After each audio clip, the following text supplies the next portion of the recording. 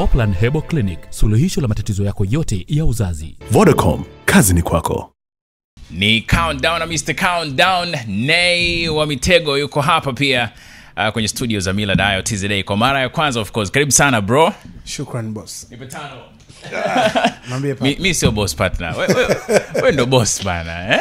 Sasa ni watafutaji. Lakini boss mmoja ana namba yake special ambayo kwenye gari zake anaiweka namba hiyo hiyo kwenye gari zake zote. So ukichunguza gari za Nay wa Mitego zinabadilika herufi tu. Zinabadilika herufi of course. Yeah. Lakini namba ni ile 966. Yep. Itafika siku gani tujue maana hiyo namba? Mwezi wa pili nafikiri tutajua nini maana ya zile namba za 966. Ukiangalia hata mkononi kwangu tattoo yangu mpya ina formation 966. Mwezi wa pili nitaongea nini maana ya hii tattoo. Kwa sababu nitakuwa nimeanza hatua nyingine mpya. Mwaka nitakuwa naanza upya. Nitaanza na vitu vingi vipi ambavyo maybe vingine vitakuwa ni surprise kwa Tanzania na mashabiki wangu wote dunia nzima, naweza kusema hivyo. Okay. So vile ambavyo vingi walikuwa hawavijui na walikuwa na hamu ya kuvifahamu, basi watavifahamu. Okay. Yeah. Hivi birthday yako ni lini? Birthday yangu ni mwezi wa 6. Mwezi wa 6. Tarehe 9. Tarehe mwaka? Mwaka mimi nilizaliwa mwaka 85. Okay. Yeah. Okay, sawa. 1985. Sasa hivi una 30. Na 30 nishakuwa mtu mzima. Unaingia 31. Yeah. Sawa, Nay, mimi nimefurahi sana kuwa nawe kwenye studio za Mila Dayo. Shukran. Kuna vitu vingi sana na joto vijua leo. Yeah, kabisa. Kwanza tunaanzia na historia yako because ni mara ya kwanza mimi na wewe kukutana one on one hivi. Yeah, sure. Nataka nishajua mwaka uliozaliwa 85 mwezi wa 6. Ulizaliwa Dar? Yeah, nimezaliwa Dar es Salaam Muhimbili. Yeah, nimezaliwa Dar es Salaam Muhimbili. Manzese ndio nyumbani kwetu. Nimekulia pale.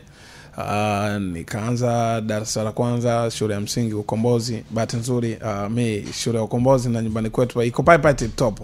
Ni karibu na shule. Na yani shuleni na nyumbani ni kama nyumba mbili tu hivi. Kwa nikisimama hivi naangalia shuleni saizi watu wameingia darasani au bado. Nimesoma pale la kwanza mpaka la pili. Nikawa mtundu sana, nikahamishwa. Nikapelekwa kwa bibi yangu Mbeya. Ndio maana kuna watu wanajua kabisa mimi Mbeya ni nyumbani kwetu. Ijapokuwa babangu ni Mchaga, mimi ni Mchaga, lakini nimebezi sana upande wa mama. Nikaenda Mbeya, nikasoma la pili mpaka la 4. Biashara ya utundu haikuisha, ikabidi nirudi tena Dar es Salaam. Nikarudi hapa Ukombozi pale nikamaliza shule mpaka darasa 7. Okay. Yeah. Jina lako kamili? Naitwa Emmanuel Elibariki Munisi. Bwana yani katika majina ya upande ule wa Ochagani Elibariki, Emmanuel, Elineema, Eliuruma.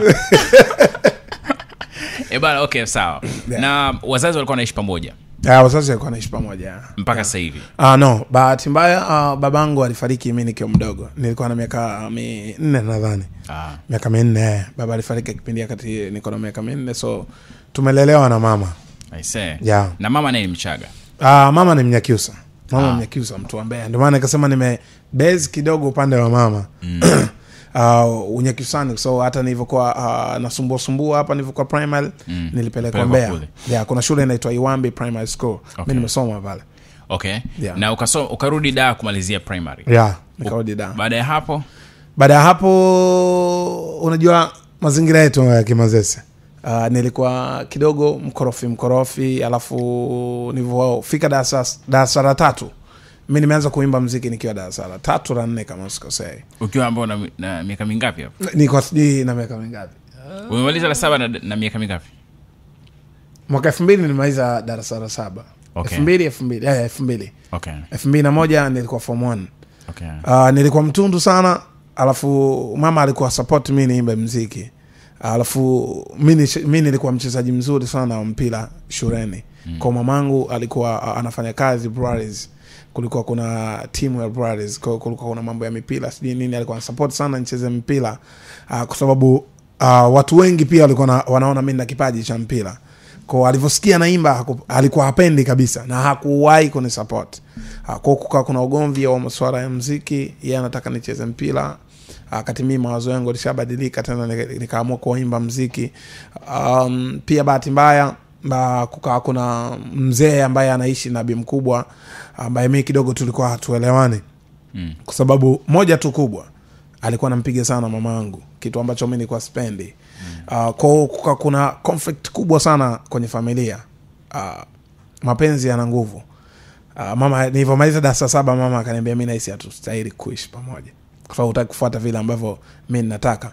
So darasa 7 mimi nilifukuzwa nyumbani. Nilivyomaliza tu darasa 7 nikafukuzwa home, nikaenda kuanza maisha yangu ya mtaani. Acha. Yeah. Kwanza vitu viwili. Hapo ulipokuwa unafanya muziki ukiwa darasa la 3, ulikuwa unafanya muziki kwa aina gani? Nilivyokuwa na 3 nilikuwa napenda kuimba tu. Yaani nilikuwa napenda kuimba. Nilianza kuwasikia wakina Mr. 2. Nilianza kuwasikia Jita Bram. Nilikuwa nawasikia before, nilikuwa napenda muziki ya kina Tupac, SDBG. Nilikuwa sijui wanaimba nini, lakini nilikuwa napenda kusikiliza. Baadaye nikaanza kusikia kuna wabongo wanaimba muziki kama ule. Nikaanza kupenda, nikaanza kutafuta album zao. Mimi nakumbuka album ya Daywaka ya Mr. 2 nilikuwa nayo, nje ya bongo nilikuwa nayo. Za mwanzoni nyingi tu. Nilikuwa nikikaa hivi nikisikiliza watu kipindi kile muziki haukuwa hivyo. Watu wengine walikuwa hawanielewi ni nini hicho ambacho mimi nakipenda. Kwa nilikuwa na copy zile nyimbo sana na rap. Dadangu mmoja tu ndiye alikuwa anapenda kunisikia kile ambacho nafanya. So nilikuwa naimba nyimbo za watu. Ilikuwa haujafika hatua, yani wakati wa mimi kuanza kuandika nyimbo zangu mwenyewe. Nimeanza kuandika nyimbo zangu mwaka 98 na niliingia studio kwa mara ya kwanza 98. Okay. Yeah, nakumbuka nilipa F7 kurekodi kama sikosea kitu kama studio gani iko? Ilikuwa Marimba studio. Marimba. Yeah. Okay, unasema ulipomaliza darasa la 7 ulifukuzwa nyumbani. Yep. Yaani nataka kujua hiyo process ya wewe kufukuzwa. Yaani Maza ilikuwa kwenye situation gani? Ilikuwa siku gani? Umeamkaje? Mama akwambia nini? Kitu ambacho nakumbuka siku hiyo ilikuwa mimi nilikuwa ni mtu wa maskani sana. Yaani maskani mimi nilikuwa kama ni mtu fulani hivi ambaye naongoza ile kundi langu, naweza kusema hivyo. Tulikuwa tunaitwa Small Tiger. Mpaka wakubwa zangu yani kiumri walikuwa wananisikiliza. Mimi sometimes hata kitokea fujo huko sija kuwepo, lakini mtu wa kwanza kuja kukamatwa au kuambia bwana imefanyika hili ilikuwa ni mimi. So kwanza hilo lilikuwa ni tatizo kubwa sana. Muziki ulikuja kuchangia kwa asilimia kubwa baadaye, baada kuanza kwenda kwenye talent. Mara nimerudi asubuhi, mara siku nimerudi shule sijaenda kesho yake kwa sababu nilikuwa kwenye mashindano au kwenye talent show hizi. Mama pale ndio akaanza kuwa mkali zaidi. Kuna siku nimetoka maskani baada ya kumaliza darasa 7, nimekaa nyumbani kama miezi 2-3 hivi. Nilikuwa nasoma preform 1. Sikuenda siku hiyo shuleni. Nimerudi nikakuta mama ananisubiri. Nimerudi home kama saa 4 hivi usiku. Kakuta bibi mkubwa ananisubiri hivi sebreni. Nilipoingia hivi akasema kaa hapo. Nikakaa nikajua kabisa hapa yani usalama hakuna. Na kama wiki moja nyuma tulikuwa tumetoka kugombana sana na yule mzee ambaye anaishi na bibi mkubwa. So ile ilileta ugomvi sana kwamba mimi nahisi sasa naona wewe umeshakuwa uende ukatafute maisha yako. Ilikuja ikaisha, lakini kama kwa mazingira yale ni kwa kama nimepatiwa sababu sasa ya kwamba this time unatokea kuondoka. Akaniita akaniambia sitaki tugombane, wewe mtoto wa kiume, labda kwa sababu wanakupa bichwa huko nje kwamba kwa sababu wewe mtoto wa kiume peke yako huu ndio urithi wako sijui nini, hapa huna chako. Hivi ni itafuta mimi na mume wangu, vingine ni vya kwangu mwenyewe kwa sababu nafanya kazi, wala havikuhusu. Na kwa huu ustaarabu unaoendelea sasa hizi, unarudi asubuhi unafanya nini, unafanya mambo ya kiuni sijui unaimba muziki ya wahuni sijui nini. Naomba kuanzia sasa kama kuna uwezekano ukakusanya kilichokuwa cha kwako usiku huu, nyumbani kwangu usikutake. Maza huyo bibi mkubwa ni mamangu mzazi ambaye this time ni mshikaji wangu mkubwa sana. Okay, mzee alikuwepo naye? Mzee siku hiyo hakuwepo. Mzee siku tulikuwa tuwezagi tukakaa pamoja hivi. Hakuwepo. Ulishawahi kupigana naye au ni ugomvi tu? Nakumbuka labda naweza kusema ni utoto. Nishai kumkimbiza siku moja. Ilitokea hiyo.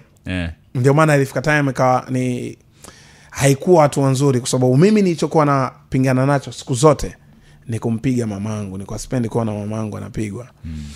Ndio maana nilivyokuja nikatulia, maisha yangu yakaanza kwenda kupitia muziki. Niliimba wimbo unaitwa Mwanamke Apigwe. Niliimba kwa sababu ya mamangu. Alikuwa anapigwa kiasi kwamba alikuwa hawezi kwenda kazini. Ile ilikuwa inatuuma wote, alafu mimi mtoto wa kiume bado niko home. Siku hiyo mama alivyoniambia hivyo nikaona hapa kuna vitu vingi ambavyo mimi siwezi kwenda navyo. Sawa, ni home, sawa, mimi bado dogo, sijui wapi pa kuanzia, lakini mama anataka niache muziki.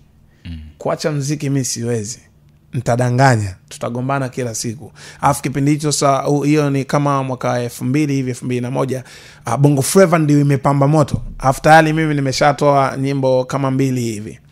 Watu hawaelewi, lakini nilikuwa nimesha record Soundcrafters, na nyingine ilikuwa Mawingu Studio kwa Bon Love. Okay. Nikaona hapa nikiendelea kukaa tutaendelea kugombana tu. Nikamwambia sawa mama, mimi kesho asubuhi nitaondoka. Wala usijali. Mwaka 2001 ulikuwa na miaka 15 16. Ya kitu kama hicho. Ndio unafukuzwa nyumbani. Nafukuzwa nyumbani ya. Siku hiyo nikamwambia sawa, mimi kesho nitaondoka. Akaniambia kweli ni bora tu uondoke, kwa sababu hatutoelewana. Nikamwambia sawa, mimi nitaondoka, wala usijali. Unajua mzazi anapokufukuza anategemea kwamba utaenda, utapata shida, utarudi nyumbani, ukirudi utakuwa na adabu mpya, kwamba sasa utafuata yale ambayo mzazi anataka. Lakini nashukuru Mwenyezi Mungu, sijui alinitengeneza nini na imani gani ya kuvumilia mengi ambayo yalinikuta. Nikianza kuhadithia hapa, nadhani watu wanatakiwa waniache hivi hivi nilivyo, na waniombee Mwenyezi Mungu niendelee kusonga. Nimwambia mama, mimi naondoka, nitarudi nikifanikiwa na nitarudi kukusaidia, si kuja kuendelea kuishi hapa. Siwezi kurudi, naenda kutafuta. Najua huelewi ninachokifanya, lakini naenda. Mimi nikaondoka. Nilikuwa nimefanya mtihani wa Preform 1, bahati nzuri nikawa nimefaulu. Nikiwa naendelea, nikawa naishi saluni sasa pale karibu na nyumbani, sio mbali na nyumbani. Okay. Matokeo yakatoka, nikawa nimefaulu, lakini tatizo likawa ni ada ya shule. Sio kwamba nilikuwa sipendi shule, nilikuwa napenda shule. Kwa sababu nilikuwa nakutana na baadhi ya watu wananiambia unafanya muziki ndio, lakini lazima usome. Shule darasani, darasa la kwanza mpaka la 7, performance yako ilikuwa unashika namba ngapi ukicheza sana? Kiukweli kabisa, darasa la kwanza mimi nilikuwa nafanya vizuri sana shuleni, kwa top 5 ile ya wa kwanza, wa pili, ya tatu mpaka wa 5 nilikuwa na kuepo. Nilipofika darasa la 4 kila kitu kilichange. Sikuwahi kujua ni kwa nini, lakini nilikuja kugundua ni kwa nini baada ya kuanza maisha yangu mwenyewe. Nikuja kujua kwa nini, kwa sababu kufika darasa la 4 nilikuwa napenda zaidi muziki kuliko kitu chochote. Kwa nilikuwa natumia muda mchache kusoma, muda mwingi nilikuwa natumia kusikiliza muziki na kujifunza vitu vingine vingi kuhusu muziki. Kwa hiyo nikitoka hapo nilikuwa tayari na marafiki ambao wanaimba na wenyewe kama mimi. Tutakaa maskani, tutahangaika na hiki, tutahangaika. Kwa hiyo baada hapo nilikuwa na sifanyi vizuri shuleni kama nilivyokuwa nafanya mwanzo, na ndio maana mama yangu alikuwa anapinga sana hilo swala la muziki. Ulikuwa unachezea kwenye namba ngapi? So kweli kabisa, baada ya kufika darasa la 5, kitu ambacho nakumbuka, nikatoka mpaka kwenye top 10. Kwa top 10 nikatoka kabisa. Nilivyokuwa darasa la 4, mama yangu aligundua kwamba nimeanza kulega. Kwa akawa amenitengenezea mazingira ya kunibana sana. Na kwa sababu bado nilikuwa dogo, unajua unavyokuwa kuna vitu vinajijenga, una change. Nikahisi kweli natakiwa kusoma. Kwa nilikuwa nafuata kile, angalau nilikuwa nafuata ambacho anataka mama. Sikuyumba vile kwa top 10 kwa nini, nilikuwa nakuwa momo.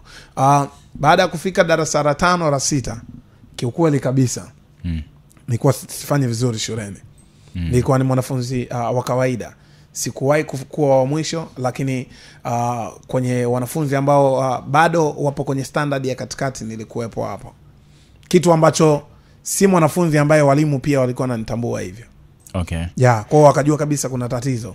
Na kwa sababu nilikuwa naimba, na kipindi hicho watu walikuwa na imani kabisa mziki wa kurap ni uhuni.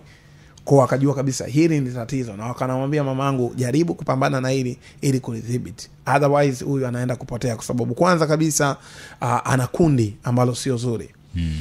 Hilo kundi lina watu mpaka watu wazima, alafu yeye ni kiongozi wa hilo kundi. So katika watu ambao wana mazingira magumu ni huyu mwanao, pambana na hilo.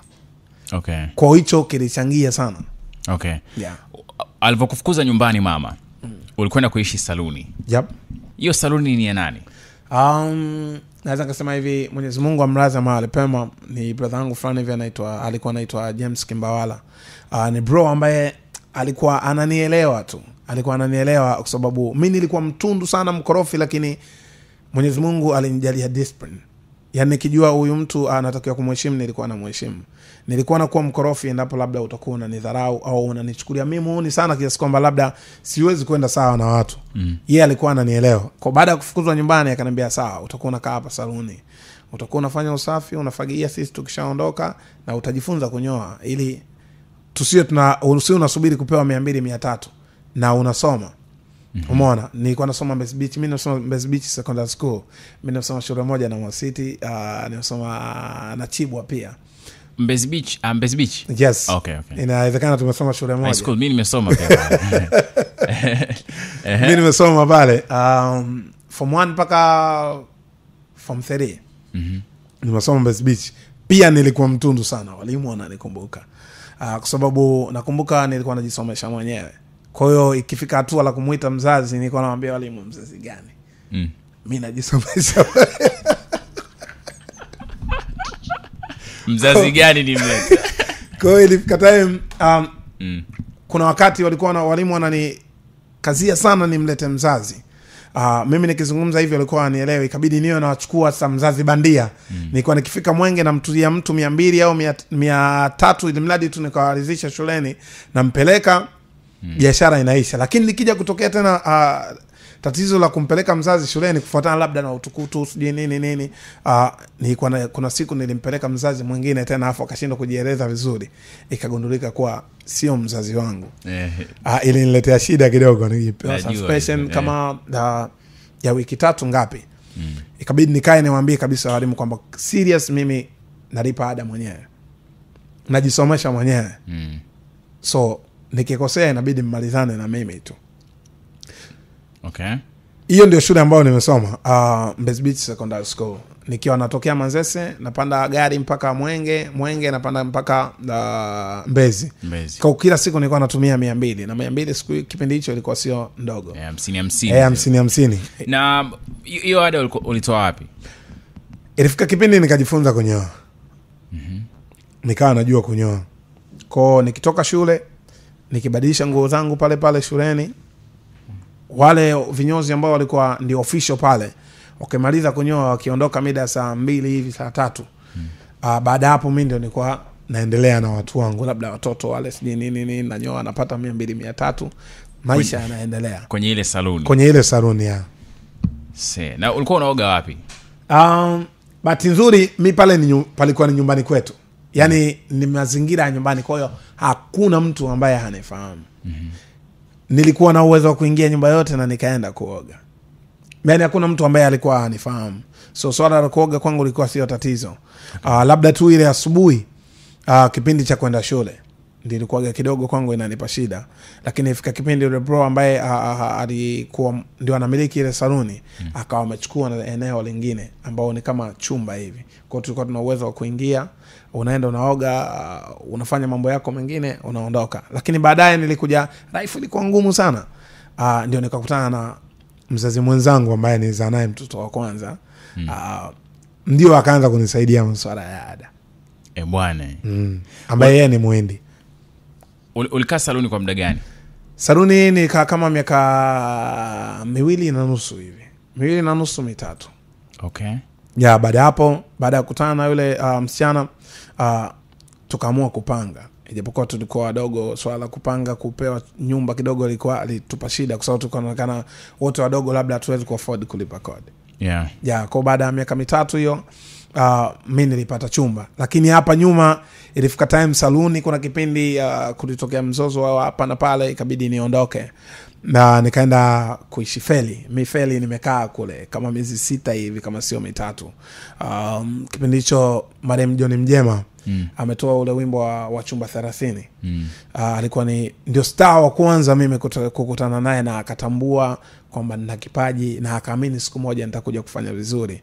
Hiki ambacho nakiongea sijawahi kuzungumza, lakini naweza kuwaambia watu wakafanya research ya kitu kimoja kwamba msikilize Marem John Mjema style ambayo alikuwa anaimba, alafu nisikilize mimi, kuna kitu naweza kukipata hapo.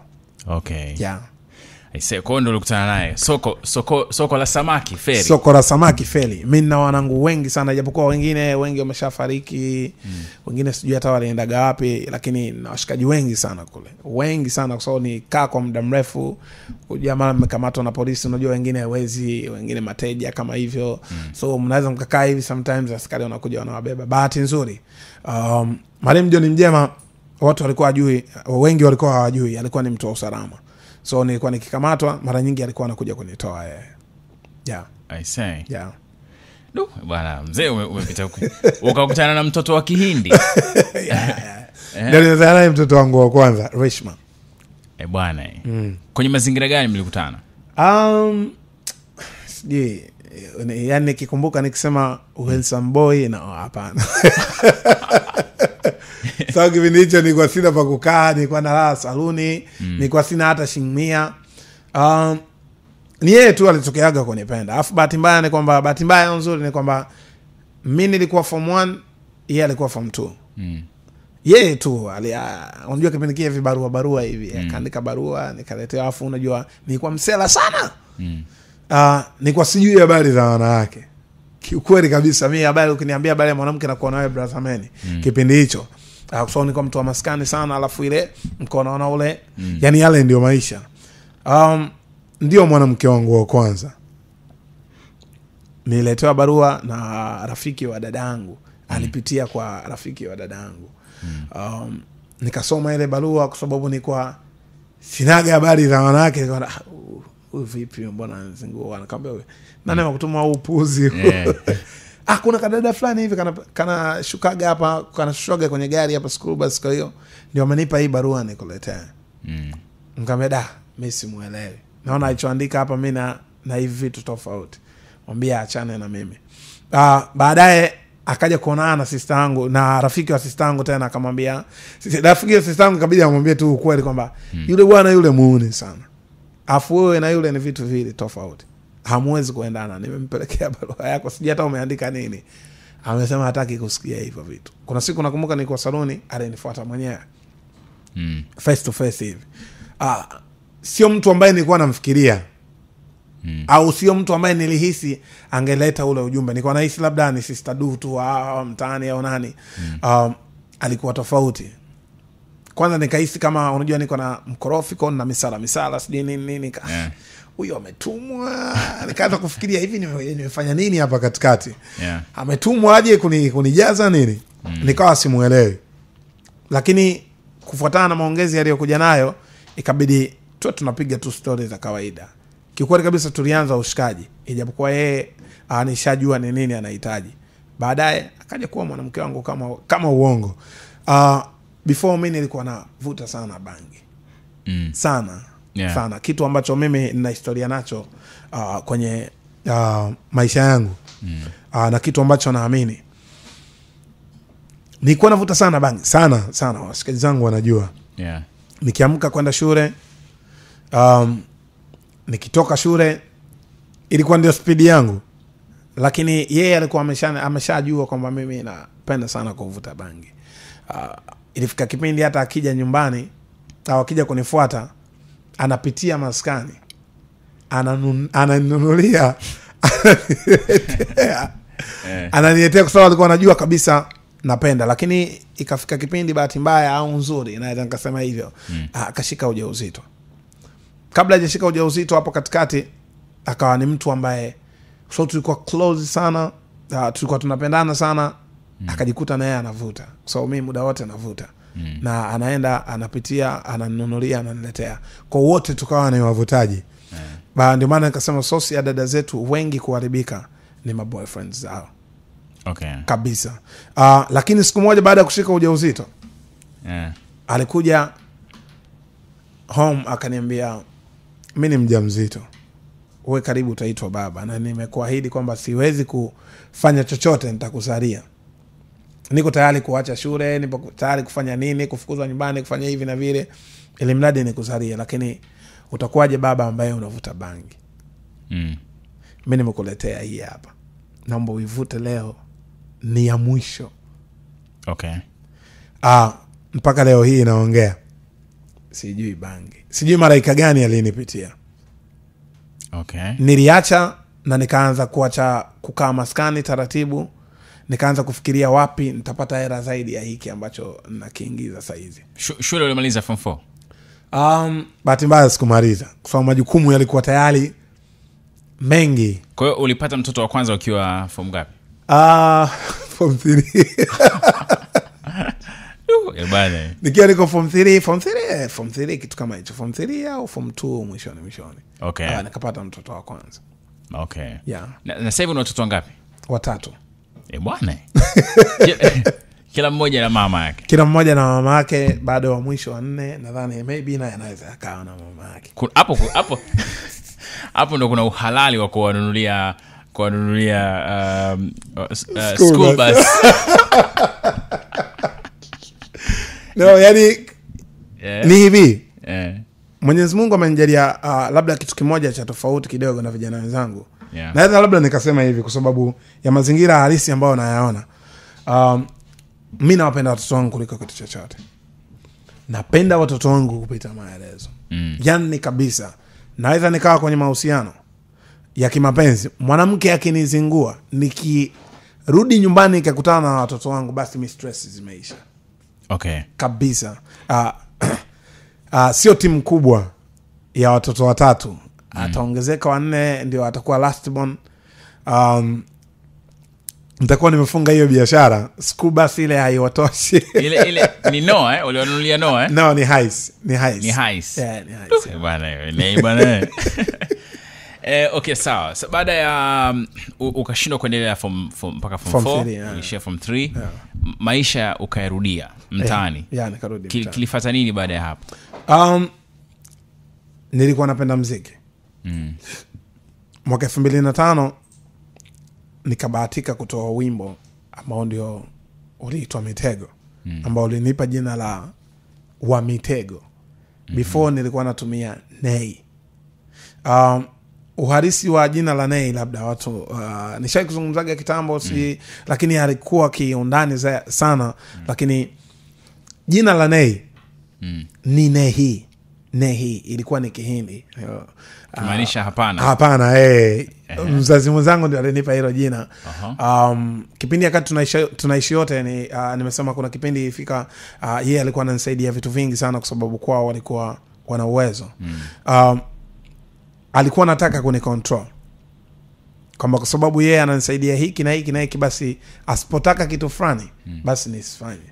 Lakini kwangu haikuwahi kuwa hivyo kwa sababu sina itikadi hiyo. Me always nilikuwa nampinga kila kitu. Kile atakachosema sijaniambia hapana, hicho kitu mimi sifanyi. Yaani hivyo unavyotaka haiwezekani kabisa. Kwa hiyo akawa ni mtu ambaye anaweza kawa na kitu labda serious, lakini kabla hajakiongea anasema najua utasema ni hii. Najua wewe ni hii. Yaani wewe kila kitu utaki. Kwa hiyo akawa ananiita hivyo. Ikafika time hata nikikaa na washikaji zangu hata tunabishana tu kwa ubishani wa kawaida, nikibisha anambia wewe mkeo anakuita na hii, wewe ni mbishi. Yeah, okay. Kwa hiyo nikaona kwa nini silitumie hili jina pia kama ukumbusho kwa mtu ambaye ni muhimu, ambaye alinifanya nianze kufikiria maisha. Nikaanza kulitumia, nikasema okay, siwezi kutumia Nei hii. Nitajiita Nei. Lakini nikaja kugundua kwamba kuna Nei ya kike na ya kiume. Yeah. Nikaweka spelling za kiume ambazo ni N-A-Y, ya kike ina N-E-Y. Okay. Yeah. Baada mwaka 2005 nikatoa wimbo wangu unaitwa Mitego. Watu wakarequest ule wimbo. Wanasema naomba nipigie wimbo wa Nei wa Mitego. Okay. Yaani wimbo wa Mitego. Okay. So mwisho siku kuna baadhi ya mi kitu ambacho nakumbuka jina la Wamitego ambao baada ya kutoka wimbo wa Mitego kuna watangazaji kama wawili ambao ndio walishikilia bango sana. Nilikuwa najaribu kupambana nao, please bwana waniite Nay tu, mbona mlikomalia hilo jina. Nakumbuka ni DJ mmoja anaitwa DJ Tas na Salma Dakota ambaye ni mtangazaji yule wa kike. Ndio walikuwa wamelishikilia bango sana, huyo hapa anaitwa Nay wa Mitego. Sijui nikisikia hivyo mimi nilikuwa na mind, nilikuwa sitaki kabisa kuitwa Nay wa Mitego. Nilikuwa nataka kuitwa Nay tu inatosha. So uhalisia wa jina la Nay ni huo, na wa Mitego litokana na huo wimbo wa Mitego. Na baadhi ya watangazaji kadhaa kulishikilia bango kubwa na Nay wa Mitego, Nay wa Mitego. So ilikuwa hivyo. Okay. Mtoto wa Kindi ukoja ukamwacha? Maisha ya Irifika Time alikuwa ni magumu sana sana. Alafu tayari tulikuwa tuna mtoto. Mimi nikapata matatizo makubwa tu ambao nilikuwa najua kabisa familia yangu ambao nimeiacha au ambao nitakuwa mbali nayo itakuwa inapata shida kabisa. Na sikutaka ndoto yangu siku zote nilikuwa nasema nataka kuja kuwa na familia ambayo inaishi maisha mazuri, isisome kwenye mazingira magumu kama ambayo nilipitia baba yao, wasije kuwa watukutu kama baba yao nilivyokuwa. Ni kufuatana na mazingira pia. Nilikuwa napambana na ile, nilikuwa ndio ndoto yangu kubwa. Nilikuwa naomba hata kwa Mwenyezi Mungu na still naendelea kuomba hivyo. Nikasema watapata shida kabisa. Nikamwambia mama, sikiliza, bahati mbaya yeye alikuwa tayari alishaandaliwa mchumba ambaye ilibidi amuoe muda mrefu hata kabla yangu, kabla hata mimi sijazaa naye. Lakini yeye hakuwahi kumpenda kabisa. Nikamwambia for this time, mpaka hapa tulipofika tumeshaika historia mimi na yeye, tuna mtoto. Maisha yanaendelea kuwa magumu. Mimi tayari sasa hizi sina mbele, sina nyuma, sijui wapi tunaelekea. Mtoto wetu atapata shida. Wewe nenda. Hebu wasikilize wazazi sasa, kwa sababu tayari tulikuwa tunaishi pamoja na nyumbani kwao walikuwa wameshafukuzwa. Kwa hiyo hakuna msaada wote anaupata kutoka kwao. Nisipopata kitu tumelala njaa. Nikamwambia mama, wewe nenda. Enzizo mnaishi Manzese? Tulikuwa tuishi Manzese. Tulikuwa tunaishi, mimi nimeanza kukaa Kimara zamani sana. Okay. Sana tulikuwa tumepanga, lakini tushai kupanga Manzese pia kuna ngambo ya pili ya nyumbani kwetu. Tushai kupanga pale. Hatukukaa sana, tukawa tumehama. Okay. Pia tushai kutoka hapo baada ya matatizo kutokea tukaenda kukaa Mbeya. Shaka Mbeya. Yaani kuna vitu vingi vile happen hapo katikati. Ndio maana leo nasema anashukuru Mungu hapa nilipo. I don't know alikuwa ananitengeneza mtu wa design gani. Baada hapo yeye alikuwa hataki kwenda kuolewa. Kabisa kabisa, anasema no, mimi siwezi. Sijai kumpenda. Nikamwambia anaenda kwa ajili ya mtoto wetu.